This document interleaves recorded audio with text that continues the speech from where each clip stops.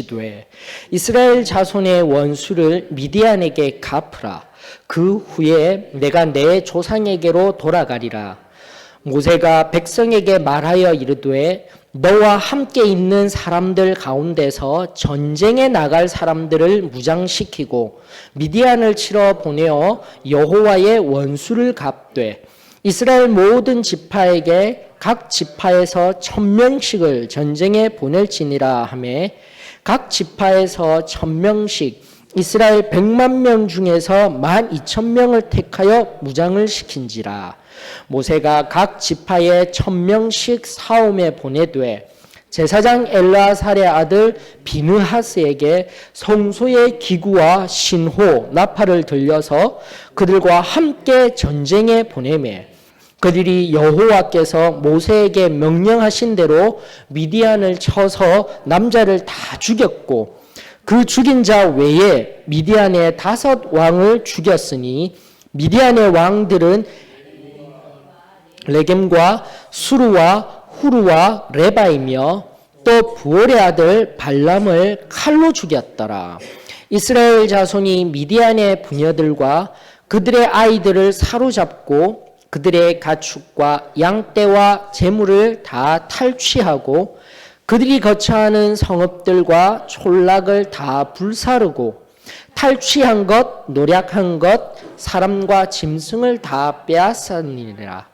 그들이 사로잡은 자와 노력한 것과 탈취한 것을 가지고 여리고 맞은편 요단강과 모압 평지의 진영에 이르러 모세와 제사장 엘르아살과 이스라엘 자손의 회중에게로 나아오니라.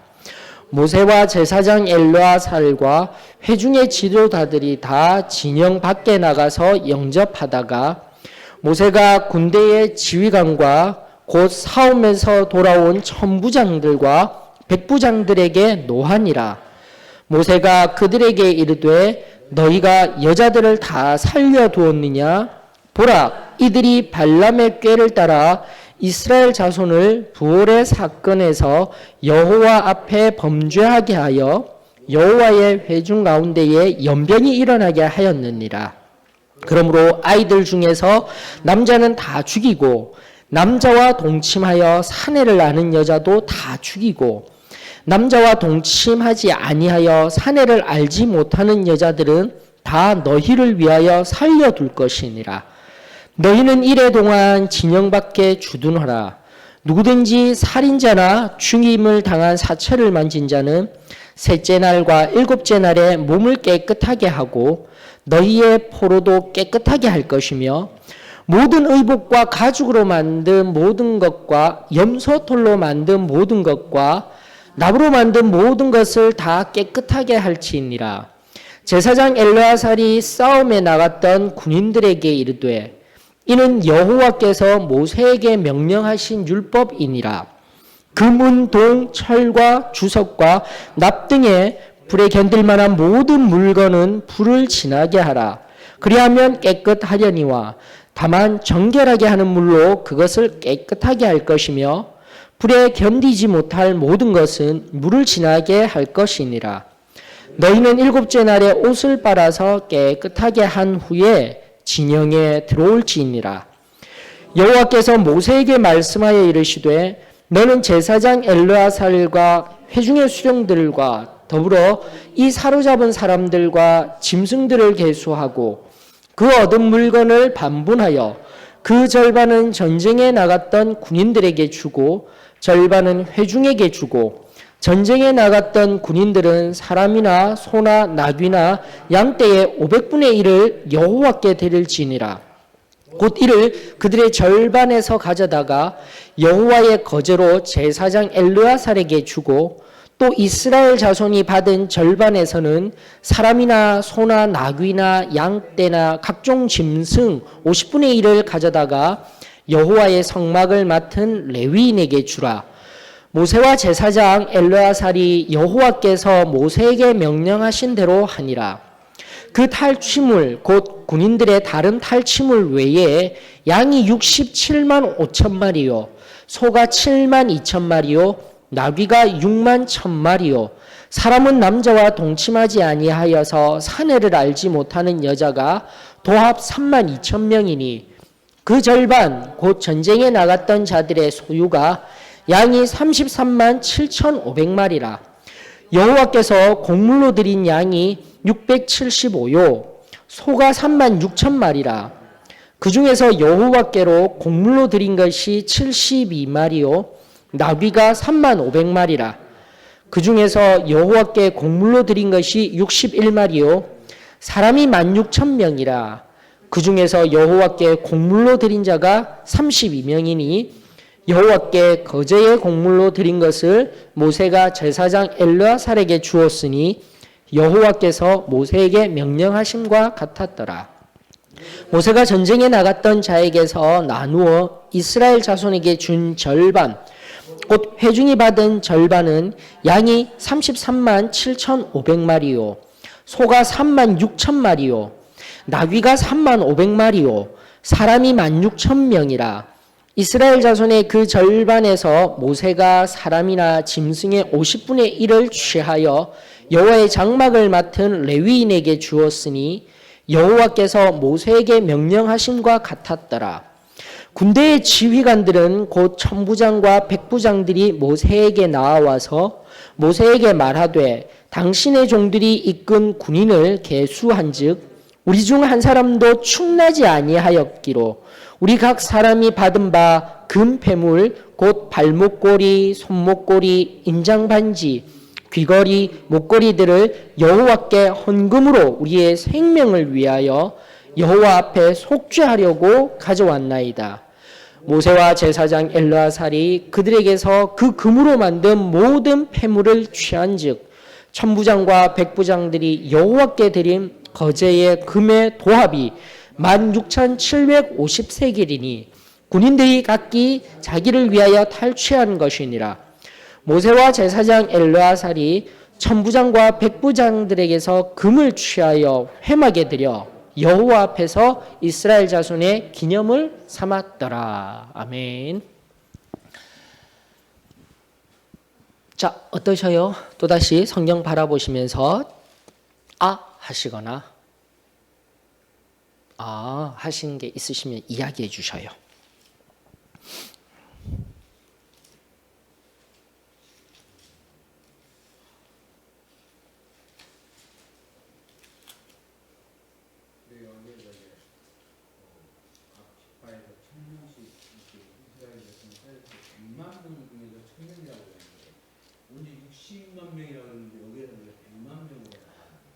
그렇죠. 네, 좋은 질문이십니다. 100만 명. 100만 명. 그리고 장정만 60만 명이기 때문에 어림잡아도 모든 세대를 아울러도 200에서 250만, 또 많게는 350만까지도 보시는 신학자들이 계십니다. 근데 여기에 있는 히브리 원어가 꼭 100만 명을 의미하는 것은 아닙니다. 그냥 많은 사람 중에라는 히브리의 원어의 의역이 있어요. 예. 엄밀히 얘기하면 히브리어 자체는 천이에요. 그렇게 되어져 있어요. 그러면서 꼭 100만 명이 아니라 여러분들 많은 사람들 중에라고 살펴보시면 좋으실 것 같습니다. 질문 좋으셨어요. 참고로 개역 한글에는요 100만이 아니라 1000만 명이라고 되어 있습니다. 예. 그러면서 1000만 명, 100만 명으로 해서 원에 좀 더 가깝게 1000 곱하기 해서 100만 명으로 해놓았는데 꼭 1000만 명이다, 100만 명이다가 아니라 많은 사람들 중에라고 생각하시면 좋으실 것 같으셔요. 또요.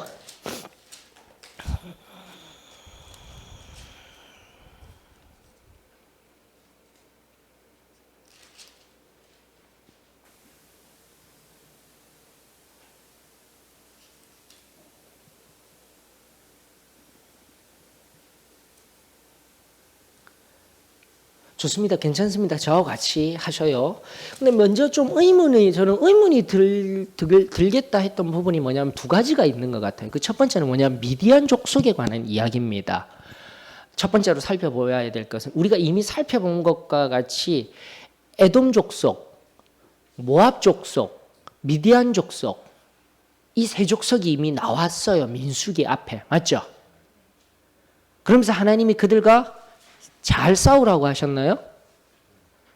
원수 갚지 말고 싸우지도 말고 다투지도 말라라고 하셨는데 특별하게 31장 2절 지금 뭐라고 이야기하고 있습니까? 와이고야 무서운 말씀이에요. 근데 왜 싸우지 말고 다투지 말라고 하셨습니까? 우리 이미 살펴드렸어요. 그러면서 중요한 영적인 원리도 살펴보았더랬습니다.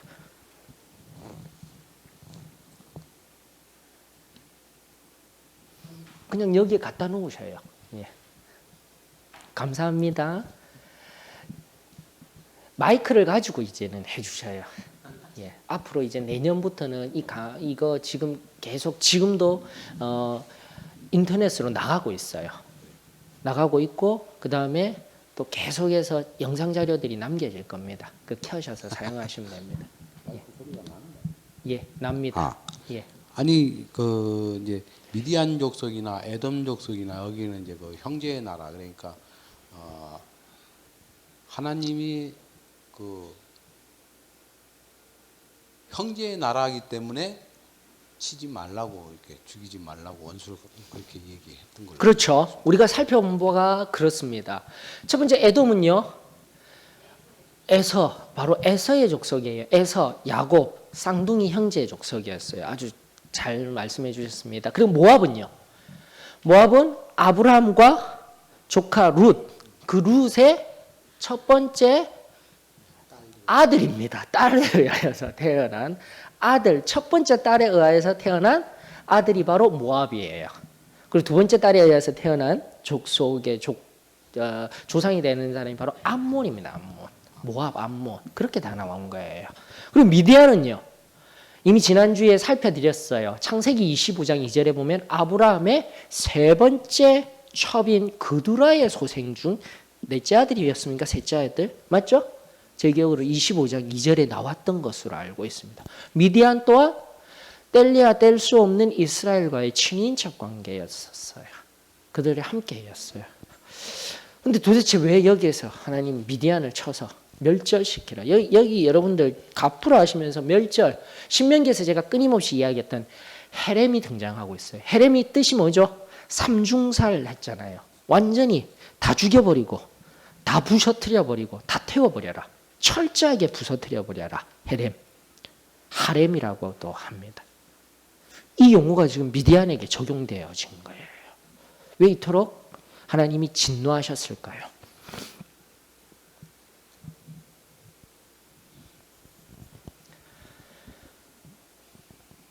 광야에서 이스라엘 백성들이 미디안 지역을 지나가려고 할 때에 그 미디안 지역 그 사람들이 지나가지 못하게 자기들 길을 열어주지 않았기 때문에. 아 그렇습니다. 예, 그 성경이 있었는데 죄송합니다. 미디안이 아니라 에돔이었습니다.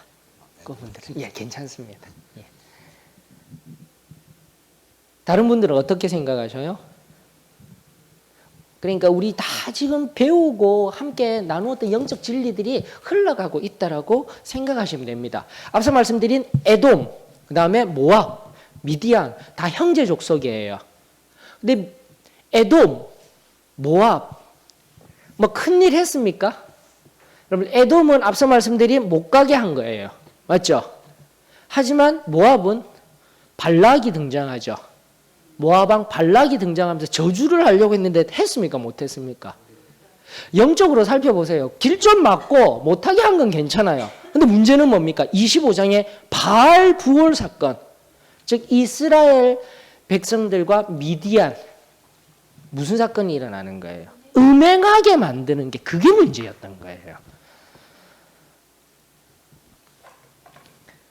그래서 우리 AFC 일꾼학교에서도 명확하게 진술되어졌습니다. 여러분들 잘못이다라는 것. 잘못은 어떻게 해야 됩니까? 그리스도인은 용서해 줘야 돼요. 이게 그 신구약을 통틀어 있는 우리 기독교인의 참된 윤리관이 되어져야 돼요. 잘못은 다른 사람들이 나에게 한 잘못은 철저하게 어떻게 해야 된다고요? 용서해요. 하나님도 용서하시는데 하나님도 절대 다투지 마라 하시는데 잘못. 하지만 죄 문제는 어떻게 하는 겁니까?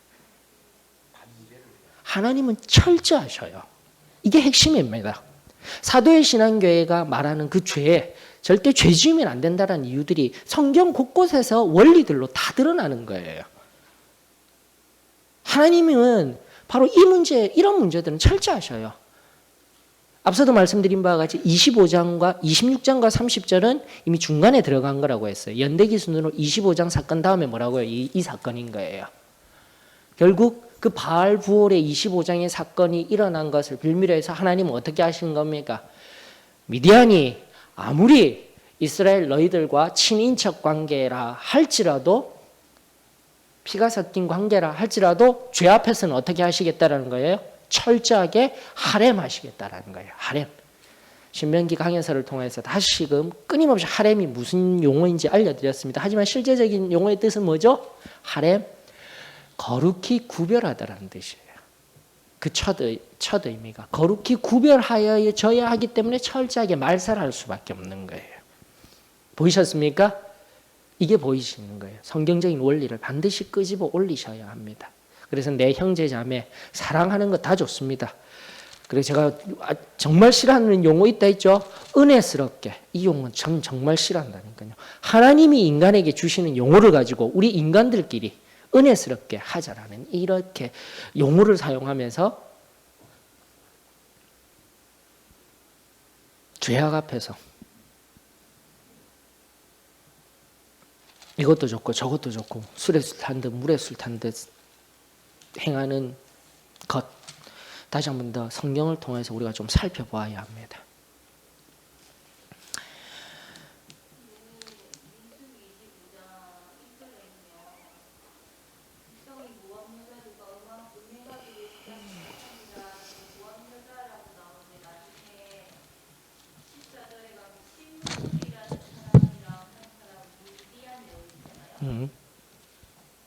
그래서 이 두 번째가 나오는 거예요. 그 첫 번째 지금 얘기해 드렸어요. 원수의 문제. 이 문제가 나오고 두 번째가 바로 이렇게 성경을 바라보게 되면 자연적으로 나오게 됩니다. 그러면서 무슨 얘기를 해드리고 싶냐면 조금 이따 그 얘기를 하십시다. 미디안을 멸절시키라 했는데 멸절이 됩니까 안 됩니까?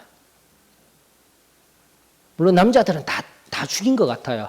근데 잡아왔죠. 예, 잡아왔는데도 불구하고 그럼 여자들만 산 거예요. 맞죠? 아이들만 산 거예요. 그래도 남자아이들 다 죽여버리라고 하죠. 분명히 철저하게 멸절을 시켰어요.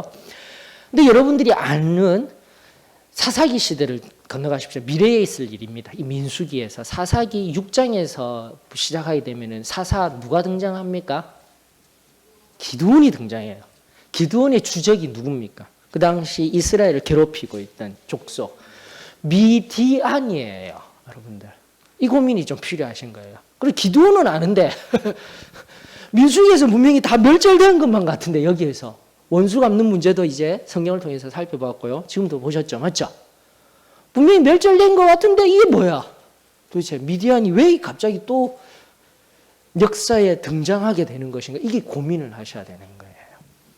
여러분 그런데 미디안이라는 거 방금 잘 발견하셨어요. 그럼 모압도 쳐서 없애버려야 되는 거 아닌가요? 하는데 미디안이라는 이 용어 자체가 첫 번째 여러분들이 잘 아셔야 됩니다.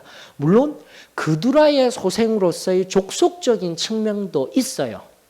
하지만 요단강 편 너머에 있는 사람들 아모리 사람이라고도 얘기를 하지만은 거기에서 보면 조금 더 다사시 방향 쪽으로 있는 그 모든 사람들을 베두인족들 있지 않습니까? 막 돌아다니는 사람들. 족속이라고 평가하기에는 지역적으로 넓게 흩어져 있는 그 사람들을 전부 다 미디안 사람들이라고 이해를 하셔야 되는 거예요.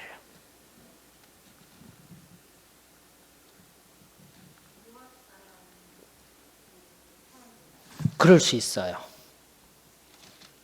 그러니까 지금 이제 뭐 구체적으로 모압까지 들어가서 하는데 모압, 미디안 이렇게 나누었을 때는 방금 그 부분에서 나누었을 때는 혈통적으로 나누어진 겁니다. 하지만 지금 제가 두 번째 말씀드린 것은 지역적으로 미디안이라는 지역 여러 가지 것들을 그 흔적들이 다른 건 안 잡아 드릴게요. 여러분들 창세기 37장에 보면은 또 재미난 게 있습니다. 재미난 게 창세기 37장에 요셉이 애굽에 팔려가잖아요. 처음에 팔려갈 때는 누구에게 주었다라고 했습니까? 한번 보셔요. 창세기. 재밌습니다. 네.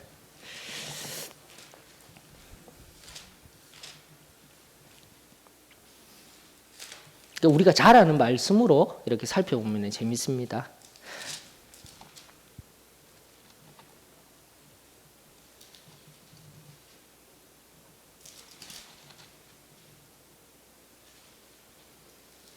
누구에게 팔려갔습니까?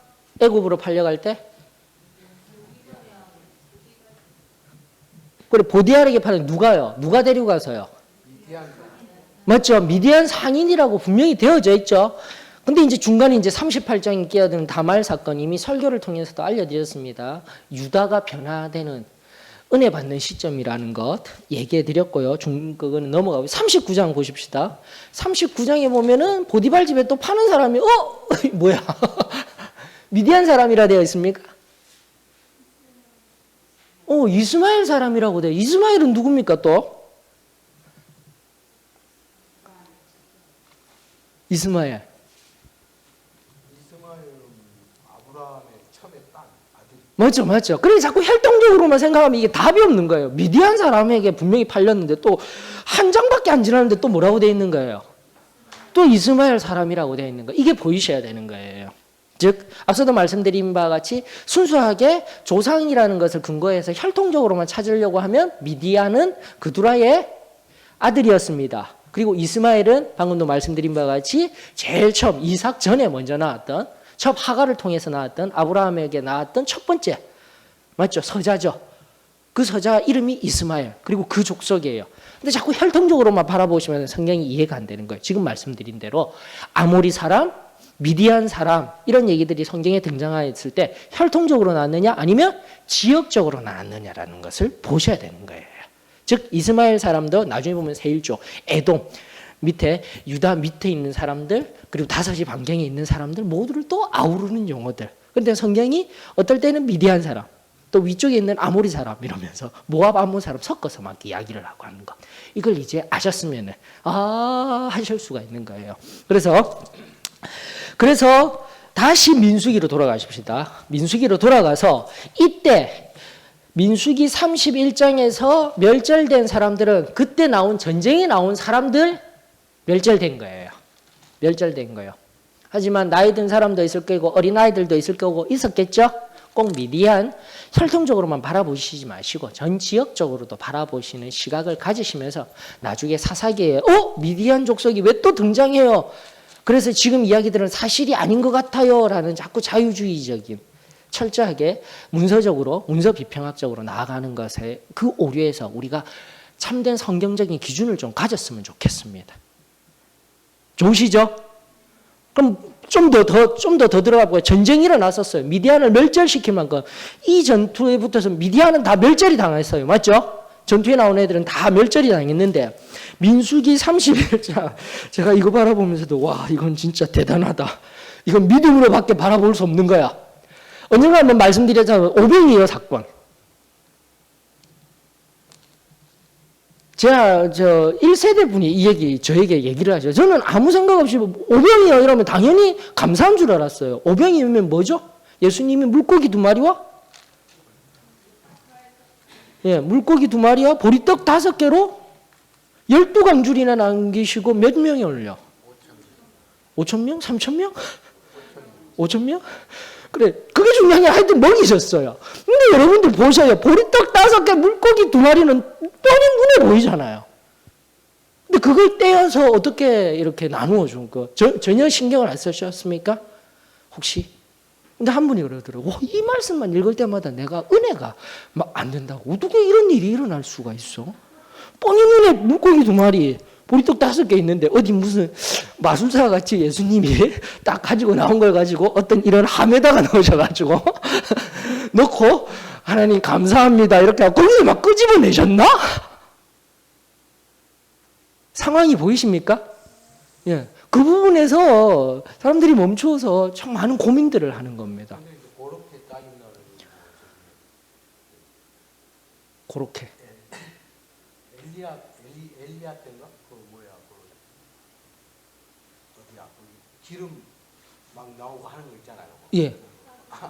그는 고나마 무슨 주전자석에 들어가 있었지 않습니까?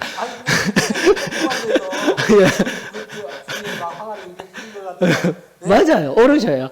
근데 성경에 보면 이거는요. 어쩔 수 없어요. 답이 없어요. 그러면 자유주의 신학자들의 근거에서 보게 되면 믿겨지지가 않지만 뭐가 필요한 거예요? 믿음이 필요한 거예요. 굉장히 중요한 겁니다. 신앙은요, 철저하게 믿음의 눈으로 바라보지 않으면 이해할 수가 없어요. 그 장면이 바로 민수기. 지금도 얘기해요. 미디안은 철저히 멸절되었는데 48절, 방금 읽었던 31장 48절에서 49절에 보면 천부장과 백부장들이 모세에게 나와서 49절 봅니다. 모세에게 말하되 당신의 종들이 이끈 군인을 계수한지 우리 중 한 사람도 충나지 아니하였답니다. 적군은 멸절을 당했는데 그 성경을 보면서 우와 하셔야죠. 이야, 분명히 뭔가 치열한 전투가 일어났으면은 이긴 자도 우리가 아는 일반적인 전투는 맞죠? 그 당시 무슨 하나님께서 뭐 특별한 무기를 주셨나? 레이저 총 같은 것을 이스라엘에게 주시지 않은 이상 같이 맞붙었으면 어떻게 됩니까? 죽는 사람도 있어야 되는데 성경은 진술하기를 뭐라고 이야기를 하고 있는 거예요? 한 사람도 충나지 아니하여서 그 생명값으로 하나님 앞에 또 감사를 올려드리는 이 장면에서 멈추어 섰을 때 여러분들은 믿음으로 하나님의 말씀을 바라보실 수 있으셔야 하는 거예요. 어떠십니까? 그래서 우리가 성경 공부는 하고 있지만은 너무 이성적으로만 바라봐도 우리가 하나님의 말씀을 함부로 대할 수 있는 여지가 있어요. 그렇기 때문에 궁금한 것들은 하나하나 이성적으로 또 고고학적인 측면, 성서학적인 측면을 살펴서 바라봐야 되겠지만 이런 건 도저히 답이 없는 거 아닙니까? 하나님께 감사해가 한 사람도 그럼 이거 아니야, 이것도 이 한 사람도 아니다라는 거, 이거는 아니야, 하나님 말씀 아니야, 이렇게 할 수가 없잖아요. 아멘. 저는 정필숙 자매님의 저 단순한 대답들만 들을 때마다 제가 올라가 됩니다. 우리 아멘. 그거예요. 하나님이 하셨다라는 거예요.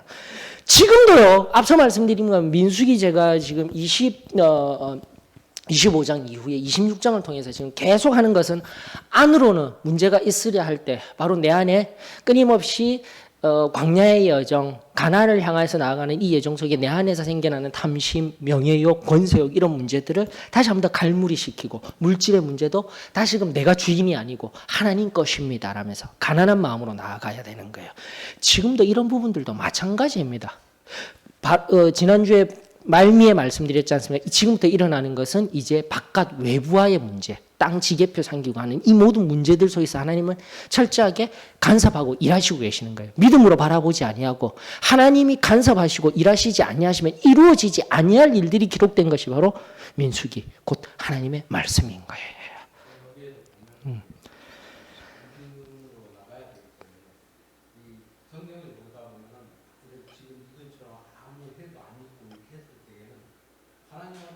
순종했을 때에는 이렇게 하나님께서 지켜주시고 아멘. 아멘. 순종하지 않고 조금이라도 순종이 끼어 있을 때에는 희생도 따른다 하는 것을 우리가 아멘. 그러면서 우리가 성경 공부를 하는 것도 중요하지만 다시 한 번 더 영적인 원리들을 끄집어서 방금도 좋은 거예요. 순종이라는 의미 물론 찾아볼 수도 있지만 텍스트에서 찾아볼 수도 있지만 자꾸 나한테 적용을 하는 것. 해석을 통한 내 삶의 적용. 하나님의 말씀 앞에 순종하십시다. 네, 그래야 할 때에 놀라운 거는 다른 것보다도 제가 하나님 말씀을 몰랐지만 저를 변화시켜주시고 이렇게 죄에서 구원해 주셨죠. 그 다음에 먼 속까지도 사랑할 수 있는 거 성결의 은혜, 또 성령 침례, 이거 세 개를 물붓듯이 부어주는 순간에 그냥 저는 하나님 말씀 몰랐지만 다 믿어진 거예요. 왜? 제가 세상의 무엇으로도 저를 변화시킬 수 없고, 변화시킬 수 없고 정말 세상이 알지 못하는 그 평화 기쁨이 내 마음에 솟구쳤고 어떠한 시련과 핍박이 와도 거기에 굴하지 않은 거는 무엇으로도 이거를 증거할 수 없는데 예수님만이 할 수 있는 거, 하나님만이 할 수 있었기 때문에 저는 이 말씀은 몰랐지만 다 믿어졌거든요.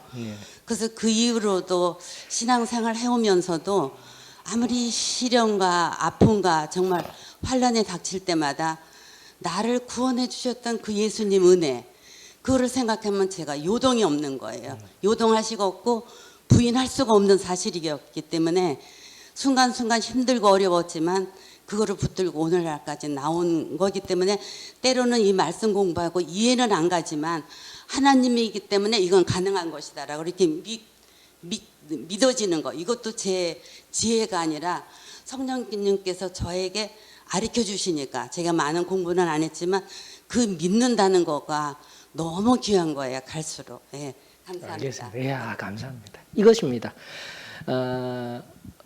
언젠가 설교를 통해서 안디옥 교회 이야기 해드렸잖아요. 교회의 시작도 말씀이 먼저 들어간 것이 아니라 은혜가 먼저였어요. 맞죠? 지금도 구약 성경 우리가 하나하나 살펴드리고 있잖아요. 시내산으로 나아가기까지, 율법 가기까지, 하나님의 말씀이 들리워지기까지, 보여지기까지 뭐가 먼저였어요? 홍해가 갈리워지고 애굽의 그 신들이 무너지는 그 재앙들을 바라보는 하나님의 은혜가 먼저인 거예요. 이게 신앙입니다, 여러분들. 신앙을 시작하려 할 때, 그래서 우리가 이제 믿음은 들으면서 남이니라 하면서 계속 듣고 교회에 오면은 될 수 있습니다. 물론 그렇게 될 수 있어요. 전후자가 바뀔 수도 있습니다. 하지만 정말 참된 진리는 뭡니까? 반드시 하나님의 은혜가 임하여야지 믿음도 주어지게 되고 그 믿음 안에서 하나님의 말씀을 바라볼 때 희미하여졌던 것들이 명확하게 보여지는 거예요. 이게 신앙입니다. 그래서 아주 중요한 또 영적인 원리들을 우리가 살펴보았으면 좋겠습니다. 그러면서 두 가지 미디안에 관한 이야기를 하면서 다시금 한 번 더 오병이어 이야기 그리고 이 48장 49절을 통하여서 분명히 싸움이 커다란 싸움이 났는데 한 군대가 상대편은 멸절되는 상황에 놓였는데 우리는 한 사람도 해이를 입히지 아니하였다. 그리고 순종 얘기도 잘해 주셨어요. 분명히 이것은 믿음으로 바라볼 일입니다 했을 때 그렇습니다. 믿음 붙들고 하나님께 순종하게 되면은 우리 앞에는 완벽한 승리가 주어질 줄로 믿습니다. 우리 오늘 끄집어 내십시다. 그리고 결코 세상 한가운데서 낙심도 하지 말고 넘어지지도 말고 다시 한번 하나님 꼭 붙들며 승리하는 저와 여러분들이 되었으면 참 좋겠습니다. 괜찮으시죠? 예, 괜찮으시죠? 자, 그런데 또 하나 우리가 이제 특별히 32장에 보게 되면은 무슨 이야기들이 나오나요? 요단 동편 땅 맞죠? 아모리 왕 시온 그리고 바산 왕 옥을 무너뜨린 그 땅, 요단 동편 땅은 분명히 하나님께서 허락하신 땅이 아님에도 불구하고 르벤 지파와 갓 지파예요. 처음에는. 나중에 므낫세 반지파가 합류하게 되지만은 처음에는 르벤 갓이에요. 르벤 갓. 제가 지금 강조하는 이유가 또 있습니다. 그래서 우리가 민수기를 통해서 제가 지파 분류를 시킨 게 아무리 힘들어도 지파 분류 시킨 이유가 있어요. 르벤 갓 하니까 그렇구나 벌써. 그게 지금 생각나시는 분은 해요. 항상 가까이에 있는 사람들끼리 문제예요. 여러분 성경이 지금 그거 그대로 얘기하고 있잖아요. 지난번에 시므온 얘기도 분명히 해드렸죠. 고라 자손 이야기도 다 해드렸죠. 르벤 자손 그 가까이 있는 자손들하고 문제가 생긴다. 가까이 있는 사람들 하나님보다도 내 가까이 있는 가족 그리고 우리 지난주에 제가 은혜 받았어요. 지난주가 아니라 지난주 우리 오후 때 청년들 스키 드라마 같은 거 했죠. 무언극 할 때 관계.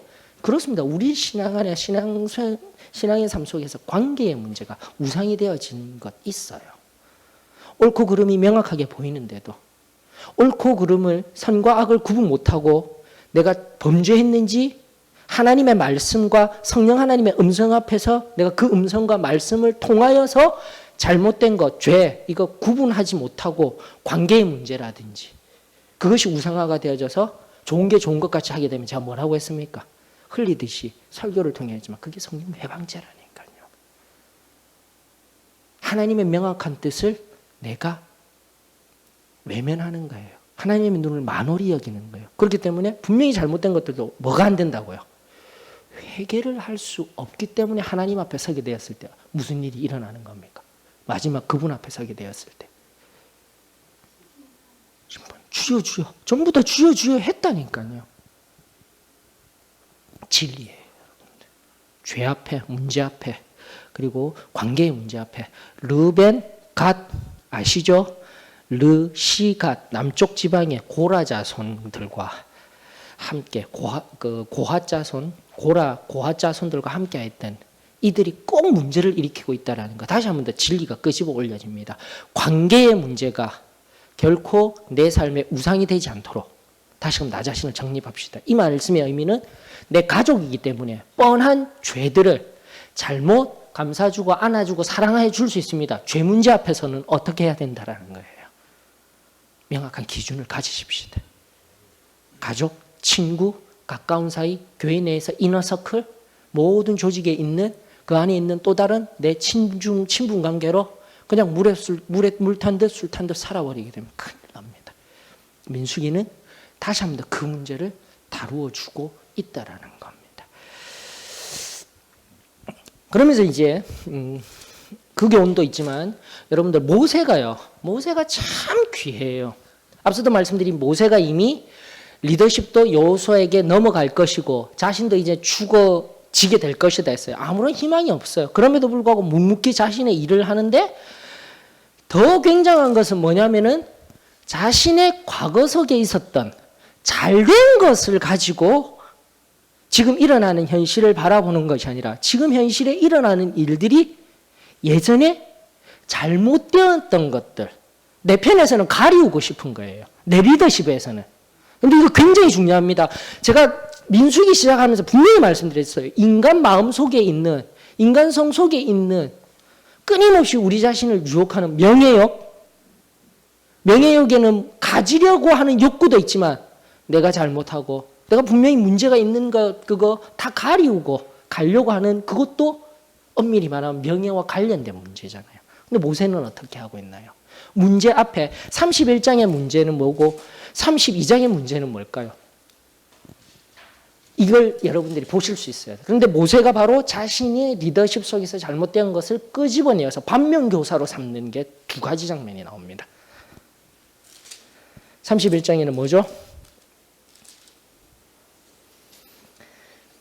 13절로부터 나오고 있죠.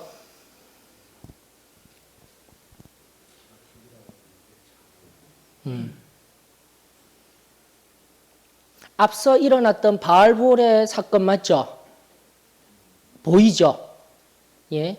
그 얘기 일단은 가까이 얘기를 하면서 지금의 이 사건을 통해서 이런 연병이 일어나게 되질 아니하였느냐?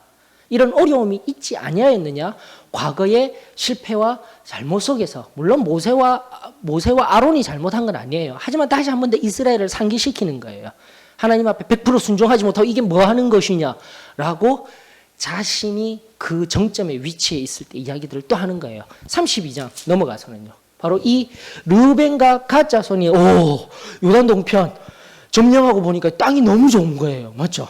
이 땅 우리가 살면 안 되겠습니까? 어묵거리려 할 때 그때 모세가 또 무슨 사건 얘기를 하면서 그걸 빨리 찾으셔야 되는 거예요. 지금으로부터 40여 년 전 그날 잊을 수 없는 그때의 일.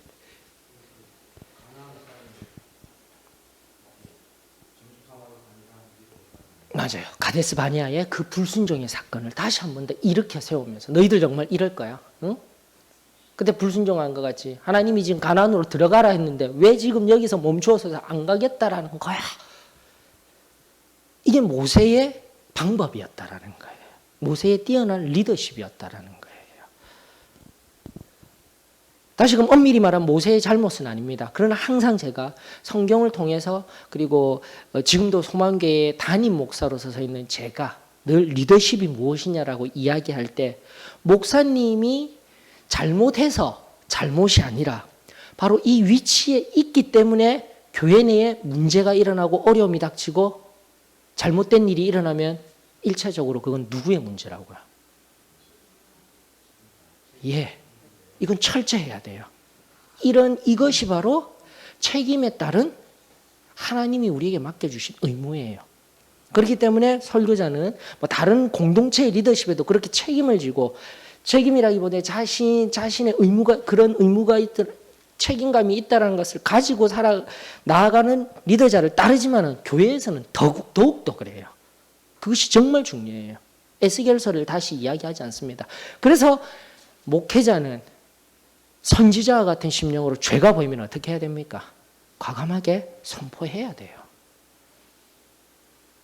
오늘날 흘러가는 것 같이 복의 말씀, 은혜만, 더욱더 나아가 성도들 앞에 나왔을 때에 위로되는 말씀만. 위로는 제가 주는 게 아니라니까요.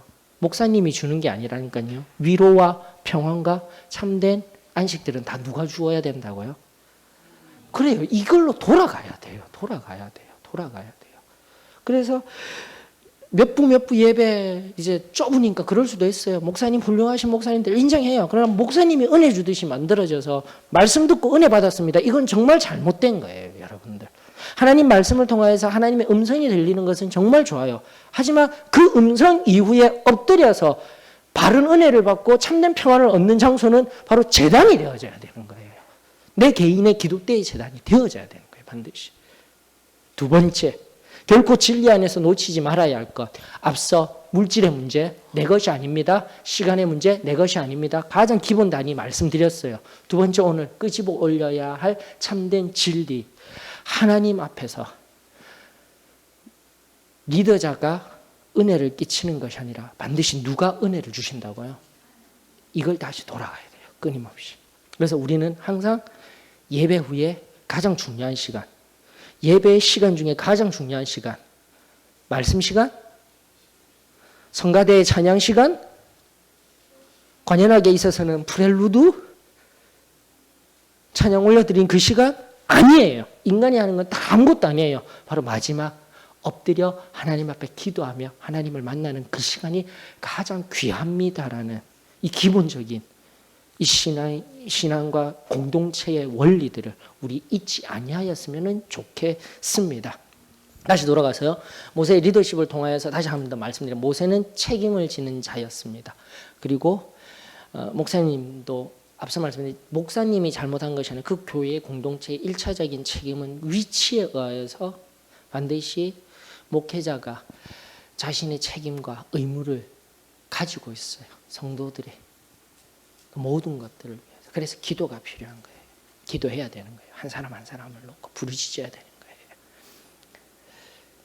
그러면서 모세는 반면교사를 삼아서 자신의 일 중에 명예로운 일, 좋은 일들만 끄집어 올려서 이야기하고 싶은 그 욕구에서 완전히 해방되어져서 내 시대, 내가 그 위치에 서 있었을 때 내가 잘못한 것은 아니지만 그럼에도 불구하고 실패한 그 속에서 하나님의 뜻을 발견하며 온전한 진리를 전하는 것을 여러분들이 보실 수 있으셔야 돼요. 그게 리더십인 거예요.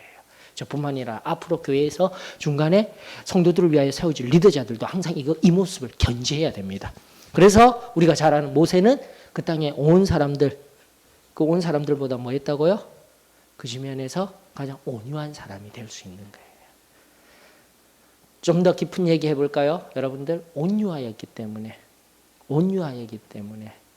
모세는 가나안에 나아갈 수 없었지만 그 마음과 그의 영혼에는 완전한 기업, 땅을 가진 자였어요. 어디와 연결됩니까? 마태복음 5장에 있는 팔복 가운데 복이 있나니 땅을 기업으로 받을 것이며. 하나님의 말씀은 정확해요, 여러분들. 온전히 그 사실을 받을 수 있기를 원합니다. 온유, 겸손은요, 나를 드러내고 나가 나오는 것이 아니라 다시 한번 납작 엎드려서 누가 가장 높아지는 거요? 하나님. 민수기는 그거 가리키고 있고 그 온유함을 통하여서 실제적으로 얻는 땅, 물질 이런 게 중요한 것이 아니라 내 심령에 나아가 천국에 올라가서 황금성, 내 집 그것만 생각해도 여러분들 심령이 벅차오르지 않습니까? 저만 벅차오릅니까? 여러분 천국 올라가서 또 여러분들 뭐 그 월세방에 사실 거예요? 단칸방에 사실 거예요? 그런 꿈을 꾸셔야죠. 그냥 천국문 들어가는 것만으로. 어떤 분은 이런 얘기를 하시더라고요. 천국 들어가서 노숙자만 되어도 저는 좋겠습니다. 그러지 마셔요. 그러지 마시고 반드시 상급, 언젠가 또 성경을 쭉 가다 보면 상급론에 대해서도 이야기를 할 겁니다. 그냥 천국 갔다고 천국 간 것만 해도 좋습니다. 그러지 마셔요. 너무 단순하셔요. 반드시 이 땅 가운데 내가 하나님 말씀대로 한 걸음 한 걸음 나아가게 되었을 때 천국에서 가장 큰 집에 부자로서 사는 여러분들, 우리 소망교회 성도님들 되어지기를 축원합니다. 은혜입니다. 다시 한번 더 온유한 자는 복이 있나니 땅을 기업으로 받을 것이요. 다시 한번 더 천국에 그리고 내 심령에 영혼에 참된 텃밭들을 온전히 받아 누리며 살아가는 저와 여러분들이 되어지기를 원합니다. 그러면서 이 옛날 이야기들을 끄집어내며 자신의 실패 리더자로서 어쩌면은 감추고 싶은 그런 이야기들을 통해서 하나님의 뜻을 일궈내었을 때 르우벤과 갓 자손이 변하는 거예요. 처음에는 그 땅을 보고 여기에 우리 그냥 있으면 좋겠다. 또 뭐하러 싸우러 가 했는데 그 다음에 나오는 거예요. 어떻게 하겠다라는 겁니까? 우리 그 싸움 갈 때 우리 남자들 다 갈 거야. 싸울 수 있는 사람들 다 가되 또 어떻게 하겠다고요? 가장 치열한 그 전쟁의 앞에 서서 싸우겠다. 이게 보이셔야 되는 거예요. 그냥 처음부터 그랬던 것이 아니라 이 흐름을 보셔야 되는 거예요. 그러면서 여러분들이 끄집어 올리셔야 됩니다. 바로 그렇게 실패한 것과 온전한 하나님의 말씀 앞에서 내 명예, 온유함들을 가지고 낮아지며 하나님만 높아지기를 원하는 그 진리가 선포되어질 때 변합니다. 마음이 변합니다. 사람이 변합니다. 교회가 변합니다. 하나님이 일하십니다. 이 진리를 끄집어 올리실 수 있기를 원합니다. 자, 마지막으로 우리가 좀 바라보아야 할 것은 민수기 35장입니다. 민수기 35장에 뭐가 있죠? 중요할 것 같은 도피성 문제입니다. 여러분들 도피성이 뭡니까?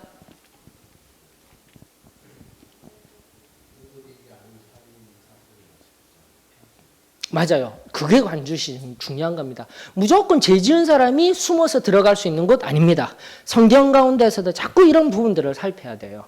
여러분들 지금도 계속 잘못, 죄의 문제 하면서 하나하나 우리가 죄 문제를 바라보고 있듯이 도피성도 마찬가지예요. 무조건 죄인들이 들어가서 숨을 수 있는 성이 아니라 의도되지 아니한, 그걸 다른 말로 뭐라고 할까요? 전문적인 용어로? 그게 뭐라고 했는데, 무슨 치사? 뭐라고 했는데, 과실치사? 예, 과실치사도 있고요. 얼떨결에 맞아 밀었는데 갑자기 사람이 죽어버렸다든지, 죽이려고 하지도 않았는데, 이런 부분들. 살인의 문제. 그러면서 하나하나 나오지 않습니까? 그래, 하나님은 결국은 무엇입니까? 사랑이시다라는 거예요. 죄 문제가 아니라. 근데 여러분들, 여기에서 중요한 또 좀 생각해 볼 만한 게 생각나요. 잘못과, 그럼 잘못은 뭐고, 죄는 무엇입니까? 그러면서 지금 여러 가지 것들이 나와서 우리 마음속에 있는 것들, 관계의 문제들도 나왔어요. 우리의 삶은 쉽게, 이것은 잘못되어진 것, 그리고 이것은 죄라고 할 수 없어요. 그래서 이제 이미 AFC 일꾼학교에서 그거 판단하시는 분은 누구라고요? 하나님. 그렇기 때문에 항상 성도들은 제발 성도들이 그건 죄야, 잘못된 거야, 이게 이러면 안 된다니까요. 교회는 그러면 안 돼요. 성도들은 그냥 편안하게 계셔요. 그리고 앞서도 이제 원수 갚는 것에 대해서 이야기했지만, 이때는 미대한 원수 갚아라 하지만 히브리서 10장 31절입니까? 그 반대되는 말씀 우리 잘 알고 있어야 됩니다. 히브리서 10장 30절에 있는 말씀, 원수 갚는 것은 누구에게 있다고요? 그 말씀이 거기에 있어요. 반드시 아셔야 돼요.